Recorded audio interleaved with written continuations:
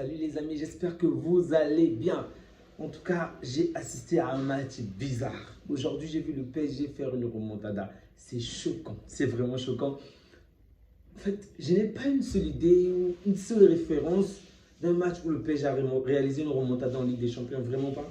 Même avec les Messi, j'ai vraiment aucun souvenir qui me vient à l'esprit. Mais aujourd'hui, le PSG a bien fait des choses. C'est vrai qu'il y a une situation, on va dire, un contexte peut-être qui est atténuant parce que en face, ils ont un adversaire qui est quand même malade depuis un certain bout de temps. Donc oui, ça peut se comprendre sur certains points, mais c'est quand même à féliciter. C'est vraiment à féliciter parce que le PSG a gardé espoir, le PSG a tenu bon jusqu'à la fin et ils ont vraiment fait le nécessaire pour que ça marche, d'accord? Ils ont vraiment fait le nécessaire pour que ça marche et au final, ça a marché. Bravo à eux. Je ne vais pas vous mentir, je souhaitais que Luis Enrique puisse perdre aujourd'hui. Je n'ai rien contre le PSG, mais je voulais vraiment voir Luis Enrique perdre parce que sa communication commence vraiment à me taper sur les nerfs. Son arrogance, sa méchanceté, parfois même gratuite, commence à m'énerver. J'ai assisté à son conférence de presse où il dit clairement qu'il n'a pas un œuf, ce qui est vraiment stupide et méchant de sa part. Dire qu'il n'a pas un œuf, qu'il fallait qu'on lui donne un œuf comme Alon, alors qu'il a un joueur comme Ramos qui a toujours été exemplaire. Un jeune joueur, je précise, ce n'est pas un vieux, donc c'est un jeune joueur qui a toujours été exemplaire, qui fait bien les choses, qui marque en plus. Et tu oses parler de ton joueur comme ça, même lorsqu'on est en colère contre un joueur, même lorsqu'on veut un joueur. D'ailleurs, je ne comprends pas pourquoi il est toujours dur envers Ramos jusqu'à présent. Le gars est poli, le gars marque, le gars est toujours décisif. Mais lui, le fait qu'il ne puisse pas aimer le système avec un 9 et peut-être qu'on a imposé un 9, c'est comme s'il veut tout le temps le rabaisser. Je ne supporte vraiment pas ce genre de personne. Je vous assure, peu importe les milieux, je n'aime vraiment pas ceux qui prennent plaisir à rabaisser les autres, ceux qui prennent plaisir, en fait, à dénigrer le travail des autres. Ça n'a aucun sens. Et aujourd'hui, il a comparé Ramos avec Ramos, du moins. Pendant la conférence de presse, il a osé dire qu'il n'avait pas un 9, qu'il fallait qu'on lui donne Al-Hound. Et ne me dites pas que c'était une manière de le piquer. Donc ça n'a rien à voir avec piquer une personne ou quoi que ce soit. C'est juste méchant. Et c'était vraiment gratuit. Et à cause de cela, moi je voulais juste voir. Moi je vous assure. Et pourtant j'aime voir le Paris Saint-Germain gagner. Mais je voulais voir le Paris gagner, du moins se qualifier, mais perdre aujourd'hui. Je voulais vraiment voir Luis Enrique vraiment avoir la honte de sa vie, sans même que Ramos ne rentre sur le terrain. Bon, Dieu sait faire les choses. Ramos est rentré. Une fois encore, Ramos a été buteur. Bravo à Ramos, vraiment bravo. Mais je ne sais pas s'il faut souhaiter que Luis Enrique parte. Bon, je pense que les Parisiens ne seront pas d'accord avec moi par rapport à ce qu'il vient de réaliser aujourd'hui, mais j'espère vraiment que Ramos va se trouver un autre club peut-être où il sera vraiment remercié, vraiment mis à la hauteur de ce qu'il fait. D'accord? Parce que avec un coach pareil, il me donne tellement d'énergie que je n'ai même pas voulu faire la vidéo par rapport à la conférence de presse de Luis Enrique. Vraiment, j'étais en colère parce que ça ne me plaît vraiment pas. Donc, en revenant par rapport à ce match, d'accord? Le Paris Saint-Germain qui dominait largement l'adversaire, il faut le dire, City n'a pas existé, ok? City n'a vraiment pas existé pendant tout le match et voir City mener au score 2 buts à 0, c'était ça la fraude, c'était vraiment incompréhensible, d'accord? Donc, si tu as profité de 2 erreurs du Paris Saint-Germain pour finalement marquer et prendre le dessus, vraiment être au top, mais en très peu de temps, le Paris Saint-Germain a rappelé à City que ce City est malade, ce City n'est pas en forme depuis un certain nombre de temps. Et je crois que c'est le 11e match que Guardiola puisse perdre. Ça ne s'est jamais produit de sa carrière. Aujourd'hui, on parle de l'un des meilleurs coachs, l'un des plus grands coachs de ce sport. Mais en ce moment, il traverse une période très difficile, Comme vous le savez certainement, personnellement, il vit un divorce en ce moment avec sa femme, surtout qu'il ne voulait pas divorcer. Bref, je ne vais pas entrer dans sa vie privée, dans les détails, mais c'est quand même difficile. Mais apparemment, ça semblait aller bon en première ligue puisqu'il avait quand même réussi à gagner les derniers matchs. Mais lorsqu'on voit tout cela, on comprend très bien que ce n'est pas encore facile, ce n'est pas encore passé. Bon, j'ai vraiment aimé sa conférence de presse et je vous assure, il a été humble, il a su reconnaître que l'adversaire était plus fort que lui. C'est un gars qui... Luis Enrique n'a même pas encore fait la moitié de la carrière de Guardiola, mais même lorsque Guardiola perd, vous voyez, il reconnaît son adversaire, ce que je n'ai pas vu à Luis Enrique, même lorsqu'il avait perdu face à Xavi, ok.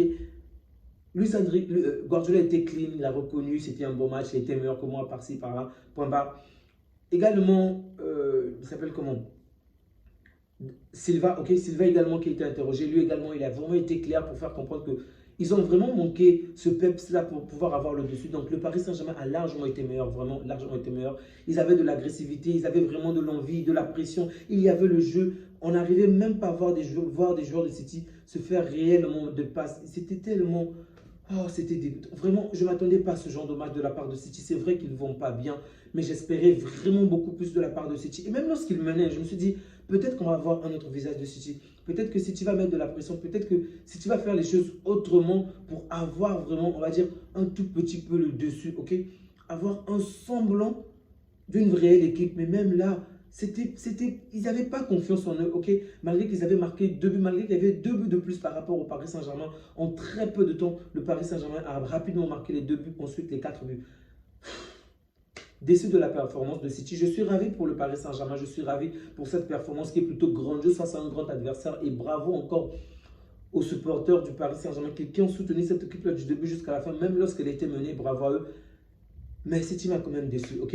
Il y a de très bonnes choses à déjà signaler parce qu'un joueur comme Doué qui n'était pas très doué, non je plaisante, un joueur comme Doué qui vit peut-être, c'est sa première Ligue des Champions et aujourd'hui il nous sort ce genre de match, c'est quand même à féliciter.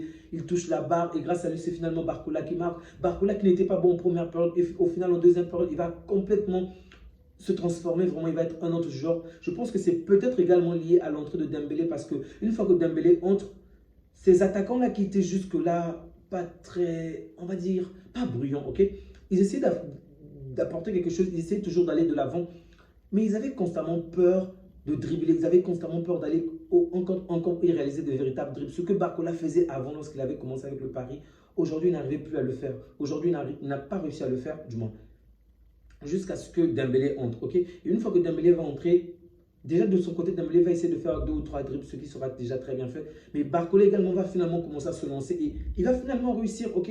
On ne s'attend pas à ce que tu réussisses tous tes dribbles. Non, Barcola, fais ce que tu peux, mais donne-toi à fond, d'accord? Donc, il va finalement réussir à faire de bons dribbles. Doué également, ok? Au final, il va faire une très bonne deuxième période, ok? Doué fait une bonne deuxième période, Barcola également. Joao Neves, pour moi, c'est carrément l'homme du match. D'ailleurs, il a été nommé homme du match. Il a vraiment été régulier du début jusqu'à la fin du match. Il a été très bon défensivement, offensivement. C'était très bon match. Même si on retire son but aujourd'hui, il a fait un très bon match. Vraiment, Joao Neves, c'est vraiment largement mérité. Nuno Mendes, offensivement, il est vraiment intéressant, mais défensivement, il est parfois catastrophique. Bien évidemment, il a réalisé quand même un arrêt assez décisif sur Haaland, mais dans l'ensemble, défensivement, il est quand même inquiétant. Hakimi a fait un bon match. Dans l'ensemble, comme je le dis, tous les joueurs du Paris Saint-Germain ont quand même fait un match assez intéressant, ok? Pour mes Joao Neves, un tout petit peu au-dessus du lot. Peut-être Kangin que j'ai trouvé, oui. Donc, Joao Neves est au-dessus du lot. Kangin je l'ai quand même trouvé un tout petit peu en dessous. On voit très bien une réelle différence entre Dembélé, même lorsque Dembélé joue en neuf par rapport à Kangin même lorsqu'on peut mettre Barcola, même lorsqu'on peut mettre Ramos. Vraiment, ça m'énerve parce que Kangin n'apporte pas autant que Ramos. Pourquoi il est même là? Vraiment, c'est incompréhensible, ok? Luis Enrique est tellement têtu et j'ai beau souhaiter voir le Paris Saint-Germain gagner, mais je vous assure, au fond de moi, je veux voir Luis Enrique perdre. Vraiment, je vous assure, ce n'est pas pour être méchant, mais il est tellement parfois arrogant, odieux parfois, et je veux vraiment voir Luis Enrique perdre, sans pour autant vouloir voir le Paris Saint-Germain perdre. Et c'est la première fois que je puisse avoir ce genre de sentiment envers le Paris Saint-Germain. C'est quand même bizarre parce qu'il me tape sur les nerfs. Et ça m'a vraiment fait plaisir de voir Ramos marqué, la manière dont il a célébré, on voit de quelle manière il avait vraiment besoin de ce but, il en avait vraiment besoin. Et ça m'a également fait du mal de voir Pep perdre, vraiment, c'était pas facile. Mais bon, Catalan à jamais Pep. Je te souhaite vraiment le meilleur, j'espère que ça va qu'il va aller mieux en tout cas, qu'il va récupérer toute la forme qu'il a, que City va redevenir l'équipe qu'elle a toujours été et vraiment faire le nécessaire et gagner le dernier match, ok? Grâce à cette victoire, le Paris Saint-Germain est pratiquement qualifié, donc le Paris Saint-Germain contre City, si jamais City gagne bien évidemment ce dernier match, vont certainement jouer les playoffs et ça sera compliqué, ok, ça sera intéressant mais compliqué. J'ai vraiment hâte de voir ce que ça va donner. Donc comme vous le savez certainement, le dernier match de la Ligue des Champions, donc la 8e journée, toutes les équipes vont jouer le même jour, c'est le mercredi prochain, ok. Donc ça sera vraiment chaud pour la plupart des équipes. Je n'ai pas voulu parler des voisins qui ont gagné 5 buts à 1 parce que ce n'était pas intéressant. Je n'ai même pas vu le match, je me suis contenté de voir le résultat parce que vous le savez très bien, le niveau des 40, les deux clubs est tellement, c'est un fossé tellement immense. Je ne pense pas qu'il y ait une seule personne qui doutait aujourd'hui de la défaite du Real. Tout le monde se demandait peut-être le Real devait gagner, mais en marquant combien de buts? Moi, j'avais dit à des amis que ça devait être plus de 3 buts, mais au final, ils ont marqué 5 buts, ok? En toute sincérité. Donc, je n'ai trouvé aucun intérêt à voir le match du Real. C'était tellement gagné d'avance, ok? Ça m'a vraiment déçu. J'aurais souhaité que ça puisse être un adversaire plus intéressant, mais Salzbourg n'est pas à la hauteur. Donc, Déçu de City, encore une fois, déçu de City. Haaland n'a pas été à la hauteur. Grealish, qui n'avait plus marqué depuis 2000, depuis 1998, vient de marquer aujourd'hui. Savigno qui essaie de faire quand même de bonnes choses, mais qui n'a pas été à la hauteur. Diaz, je n'ai pas compris pourquoi on l'a sorti on l'a sorti en fin pour la Coupe du Monde. Qui n'a pas joué la deuxième période. Peut-être qu'il s'est blessé ou quoi que ce soit. Je n'ai vraiment pas compris le remplacement de Diaz. Akondi a été trop lent. Ok, Akondi n'a pas été assez vif et du coup, personne n'a été à la hauteur. Vraiment, personne n'a été à la hauteur. Je suis déçu. Déçu. Vraiment, je suis déçu. Je souhaitais vraiment que City fasse de meilleures performances. À la limite, que ce match se termine sur un score de parité. Un résultat qui aurait peut-être un tout petit peu arrangé les deux clubs. Mais bon, ça va. Bravo, bravo, bravo encore aux Parisiens. On a fait la remontada, on vous a montré le chemin et vous avez fait aujourd'hui. Vraiment, vous avez mérité cette victoire. Je vous félicite. Les amis, on se dit à bientôt. Surtout, n'oubliez pas de laisser des pouces bleus, de liker, de partager. Ça me fait toujours plaisir de pouvoir compter sur vous. Prenez bien soin de vous ainsi que de vôtres et que Dieu vous garde.